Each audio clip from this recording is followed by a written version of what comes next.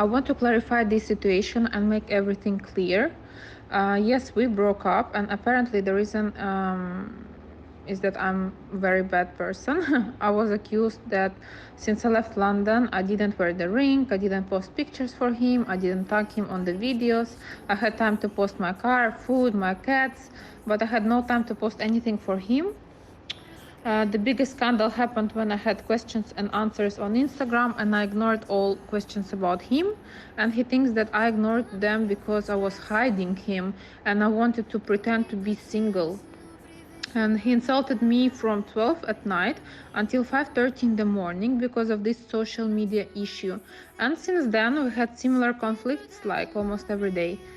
I understand that his current situation brings him nerves and stress, but recently all his nerves were dropped on me and I cannot take it anymore. I'm that kind of person who doesn't like to show everything publicly. As I said before, private life is a happy life. I didn't post as much as he wanted just because I prefer to keep my relationship for me, not for public, because there's nothing to prove to someone.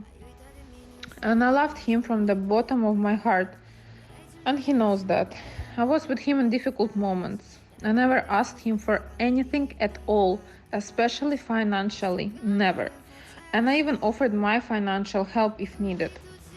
And I have lost one of my businesses, I have lost money, I fight with my family, with friends over him. I left my life just because of him. And I didn't really care about anything but him. He didn't even offer me any help in return. Yes, I left to London as I also need to go back on my feet. I have lost a lot during these couple of months. I didn't care about my businesses, about my losses, but now I have to gain everything back. And also think about my future, as I have no one to rely on but myself. No one helps me financially, and please note, no one never helped me, apart from my family. It's not easy, yes, and whatever this media writes, the reality is way different. And I appreciate I met his family. I know how difficult it was for them also to go through all this pain and nerves. We were crying together with his mother and father and praying for him all together. It wasn't easy. My mother also treated him like his son. She also left her life just to move to London and to stay and look after my cats while I was away. She was worrying about him more than she was worried about herself and her life and her problems. She was going to churches early in the morning so many times just to pray for him. Pray for him to be without his problems and to finally have all the court issues gone. My mother didn't even attend my grandmother's funeral as she was staying with my cats in London while her daughter was living this fairy tale love story in Romania. So, from my side, I'm clear and pure in front of God. I just wanted to be with the person who I loved, who needed support and help in a very difficult moment of his life. None of those things were appreciated. Se dă Daria de partea Biancăi Drăgușanu?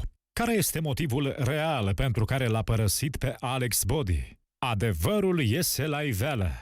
I didn't mention anything bad or offensive about him, as it's not my style to break up in a negative way. I gave him the best I can offer. I was loyal, loving and caring person with pure heart and pure intentions. I have nothing to be upset from and nothing to regret. That was a tough lesson in my life and I'm very grateful I had it. The most important thing I've learned is that people don't change, and only now I understand that Bianca was right with everything she said about him. I really understand her. Yes, I saw that he started to follow another woman, but sadly she didn't follow him back. What a pity. No matter who will be next, it will not bother me. I just wish him well in life, his problems to be over and to be happy.